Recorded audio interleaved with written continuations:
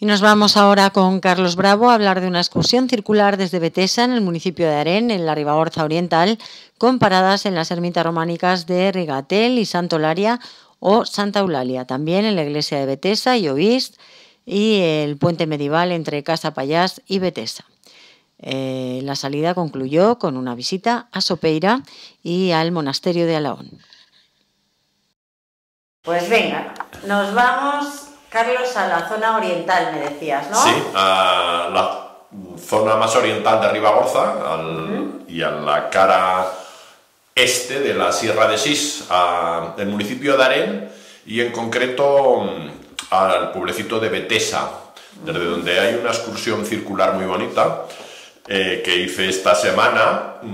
Además es casi un recorrido por el románico de la zona, culminado con una visita guiada exhaustiva al monasterio de Alaón de Sopeira. O sea que es un recorrido con muchos atractivos y fundamentalmente con bastante románico a lo largo del mismo, y con este colofón en el 900 aniversario de la consagración por parte de San Ramón de este monasterio alto aragonés.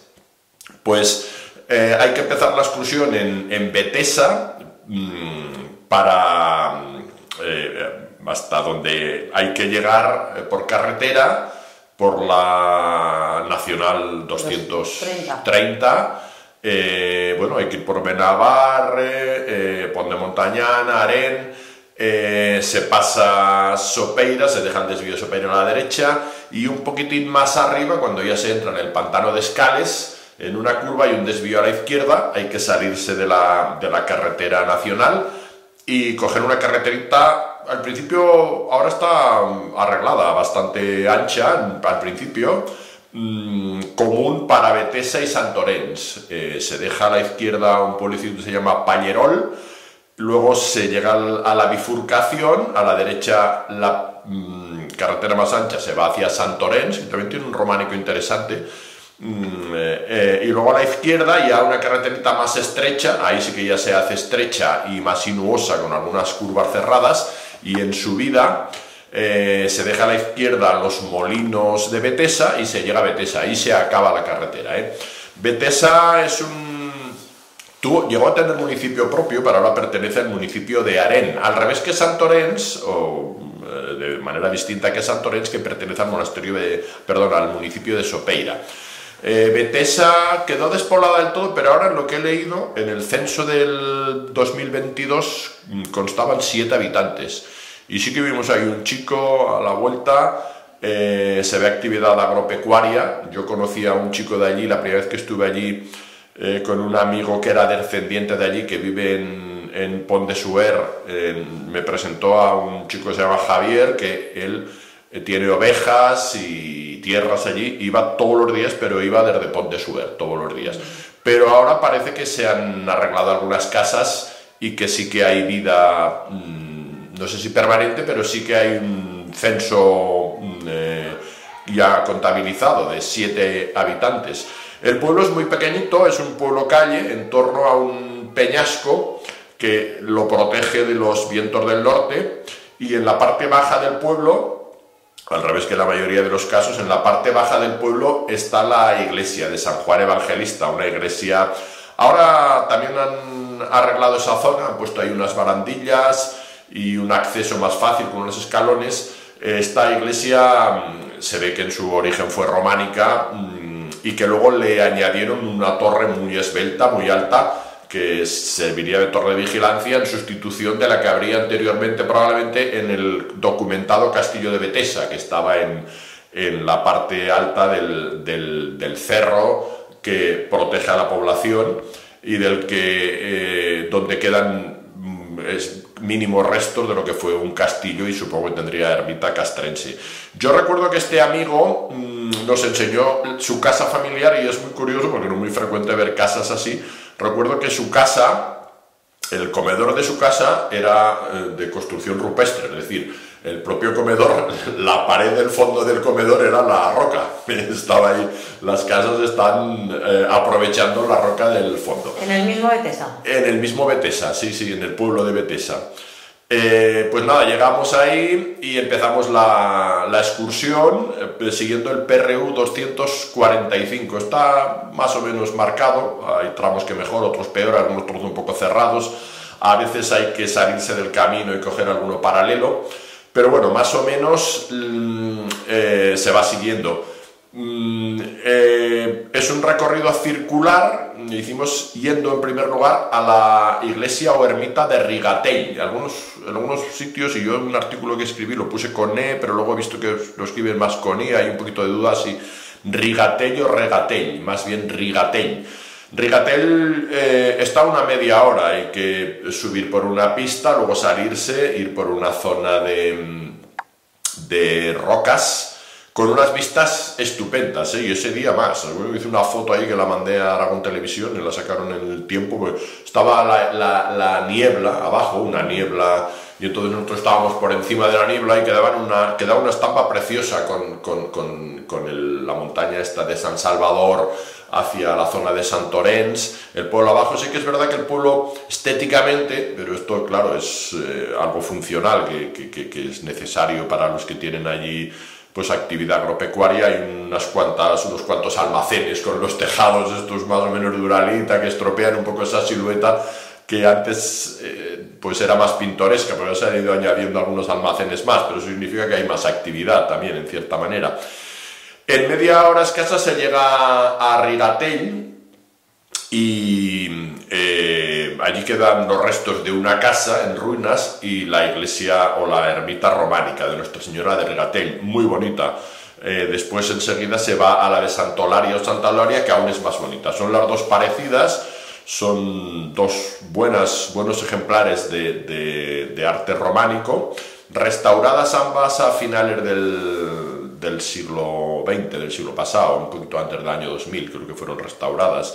Esta no quedó acabada del todo en algunos aspectos, tiene unos sillares bien escuadrados, orientada al este, la casa está en ruinas, ahí hay una zona de campos, la ermita tiene la puerta hacia el sur, encima de la puerta dos o tres, yo creo que tres sillares más arriba es curioso porque está el crismón, o un crismón que sería el de la iglesia, pero el de la propia iglesia más arriba y puesto al revés. Están las letras invertidas, la alfa para abajo y la omega para arriba, pero bueno, tampoco lo reaprovecharían, y la iglesia está abierta. Lo único que en la parte encima del ábside, justo en la zona del ábside que sale de la planta más rectangular, pues el tejado de esa parte está con una tela asfáltica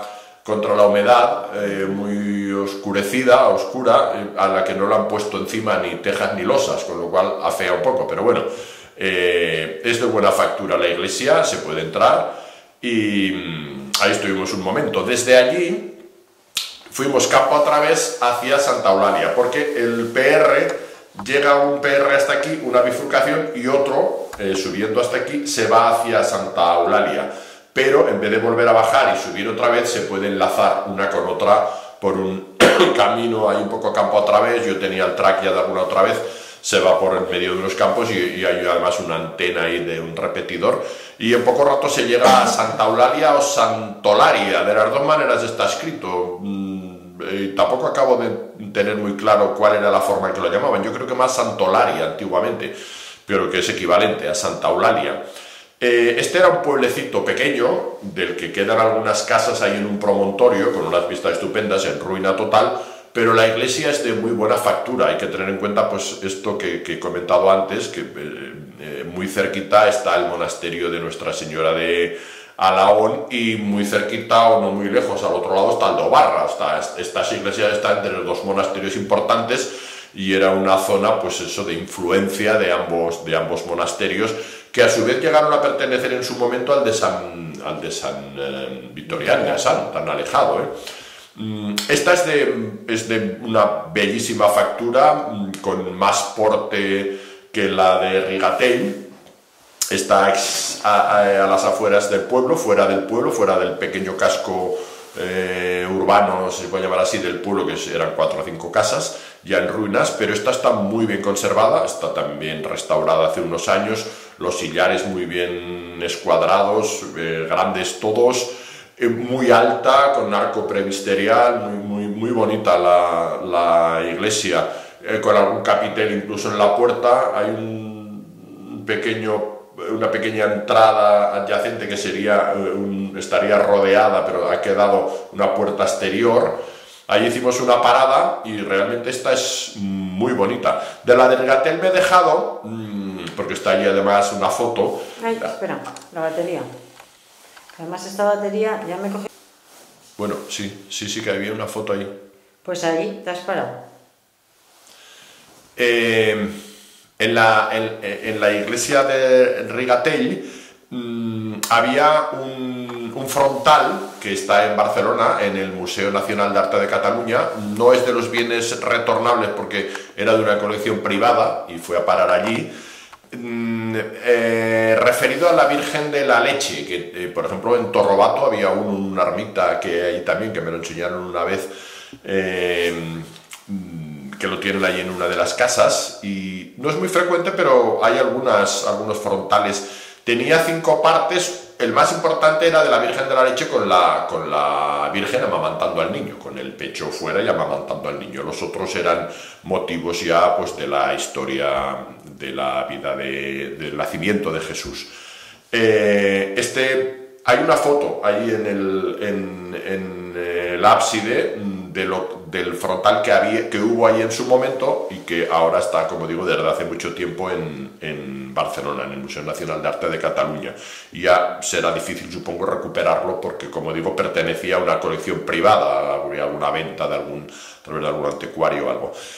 Ya estábamos en... Te preguntas que cómo llega a una colección privada, ¿no? Sí, no sé cómo llegó, exacto, cómo llegó, quién se lo vendería, claro, a quién. Que no está entre las piezas porque... Sí. Pero cómo llega a saber cómo llegó, exacto. Eso. Sí, pero bueno, eso ya sería para otro programa. Sí, porque hay otro ahí en San Hilari, que es en un pueblo cercano, que ese sí que retornó Claro, pero si alguien se los lleva antes ya no entran en el inventario. Claro, aquel estaba en el inventario de los bienes de las parroquias que pasaron al municipio, al obispado de Lérida, y luego retornaron al de Barbastro. Bueno, pues ya hemos vuelto momentáneamente para recordar este frontal a la iglesia de Rigatel. Hemos estado ya en la de Santa Eulalia, donde habíamos dicho que era de mayor porte, muy bonita, más alta. Y una vez vista y disfrutada, y hicimos una paradita para desayunar un poco, nos fuimos hacia Ovís, que es un pueblo que en muchos casos se pronuncia llana, la palabra llana, el topónimo, pero es agudo. Lo correcto es decir Ovís, no Ovis, sino Ovís. Aunque sí que es cierto que hay apellidos que han perdido ese acento y se han convertido en Ovis, pero el pueblo es Ovís. Ahí se sigue por el PRU 245, se hace como una U también, como una herradura en torno al barranco de Ovís. Primero se va por la cara sur, más soleada y un poco más desnuda, con menos vegetación. Se pasa el barranco de Ovís por unas piedras sin ninguna dificultad y se llega al pueblo de Ovís. Un poquitín más arriba, en este caso no fuimos, pero yo ya había estado otras veces y si no se ha estado merece la pena, aunque no es fácil de encontrar, la verdad, porque no hay ni la más mínima señalización. Si no te acompaña, no tienes un traco, lo sabes, no es fácil. Hay un puente de un solo ojo, un puente medieval muy bonito sobre este barranco. Hay que subir por una pista antes de llegar a Ovís y luego bajar hacia ese barranco, pero no es fácil de encontrar. A no ser que te acompañe Martin, que es el checo de la República Checa, que lleva 12 años viviendo allí. Yo cada vez que voy digo, ¿estará Martin? Y esta vez ya vi que salía humo de una casa y que ladraba un perro, digo, pues Martin está. Y se hizo contento. Él se acordaba de mí, de mi nombre, nos saludamos y estuvimos hablando un buen rato.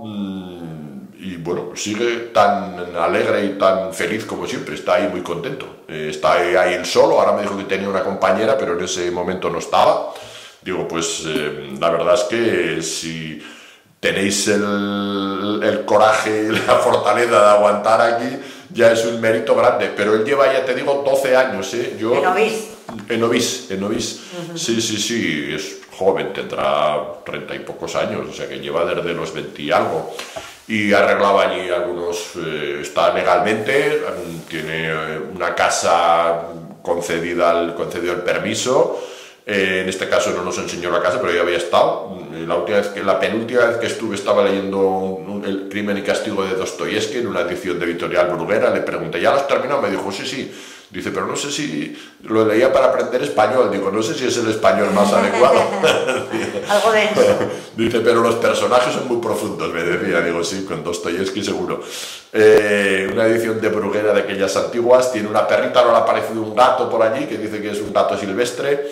Y amabilísimo como siempre, estuvo un rato con nosotros. Nos hicimos una foto, porque siempre me dice que le haga alguna foto, que luego se las mando, aunque esta vez me llegó el correo devuelto ayer o anteayer, no sé si es que lo tiene, porque dice, así se las mando a mi madre, porque fíjate, el pobre,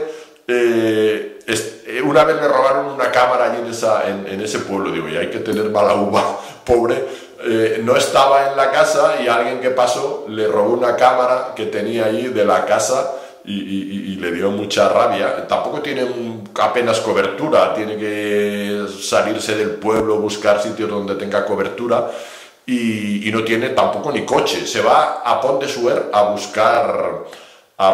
comprar, que le cuesta todo un día entre que va y vuelve, se va andando. Y Javier, el chico que he comentado de Betesa, que va todos los días, le acerca el butano a un sitio a donde él tiene que ir a buscarlo. Yo creo que es de los que vive más aislado, yo de los que he visto igual el que vive más aislado, pero siempre está muy alegre y muy feliz y muy simpático, la verdad. Es de la República Checa. Martin Hoffmann es un apellido así de la zona alemana, creo que era de la zona de los Sudetes, así donde hubo alemanes en su momento.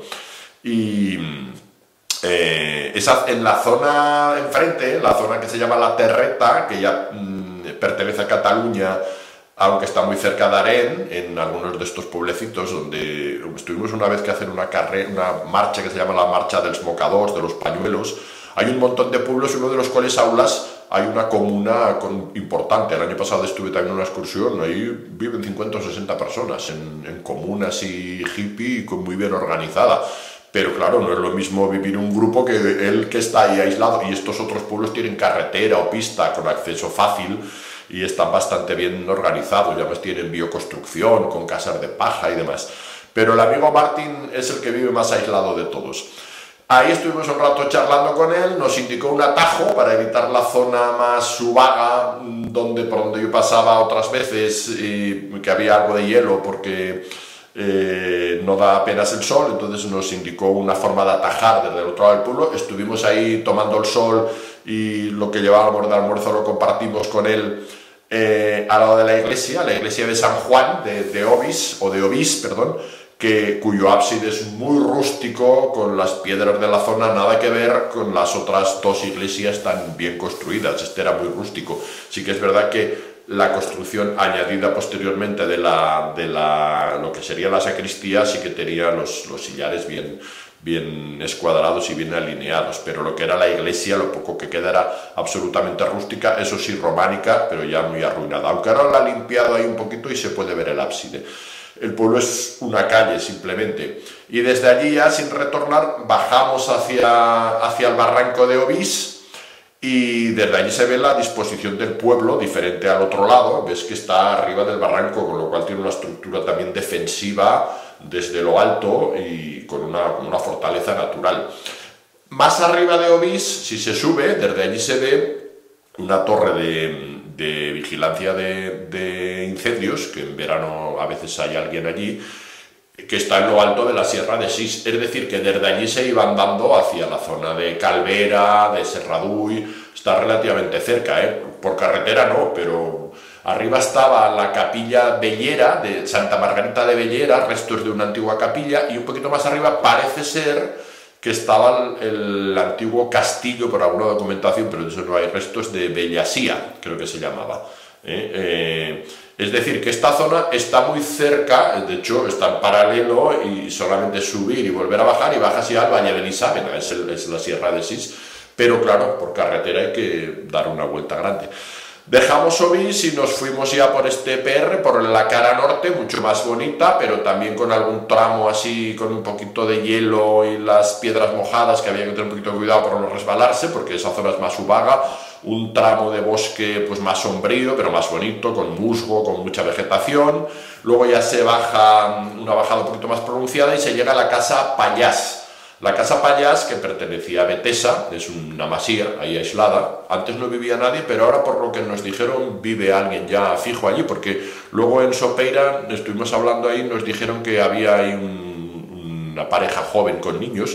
Yo ya vi una vez que había niños y de hecho hay ahí algún columpio. Y allí nos salió un perro, era perra pero enorme, grandioso, pero buenísimo, que nos siguió hasta Betesa y ya se quedó por allí. No se veía que estaba acostumbrada a seguir a la gente y que hambre desde luego no pasaba, porque estaba más que robusta. Ahí se baja por un senderete que va cortando una pista, se pasa por otro puente de un solo ojo precioso, parecido, es el mismo barranco, parecido al que está aguas arriba, pero este más fácil de localizar y además muy limpio, lo han limpiado. Muy bonito además porque está entre dos rocas que le hacen de pilares y con un solo ojo y ahora limpio y realmente atractivo. El barranco bajaba, eso sí, prácticamente seco. Allí ya se coge un senderete por la izquierda después de la pista, pero ese sendero está muy mal y en algún momento hay que apartarse del sendero y seguir por los campos de al lado, porque está lleno de aliagas y de... Bueno, y eso que en invierno aún, pero en verano con pantalón corto sería imposible. Yendo en paralelo y como ya se ve el pueblo arriba, pues se llega otra vez a Betesa con esa silueta tan bonita de la iglesia de San Juan Evangelista a la entrada del pueblo. Y ese es el recorrido. No llega ni a 10 kilómetros, unos 9 kilómetros. Yendo hacia el puente que tengo tras es unos 10. El puente de arriba. Son 350 metros de desnivel acumulado y nos costó unas 3 horas y media con paradas en las dos iglesias y en Novís de charla un rato con el amigo Martín, que espero que cuando volvamos siga estando allí.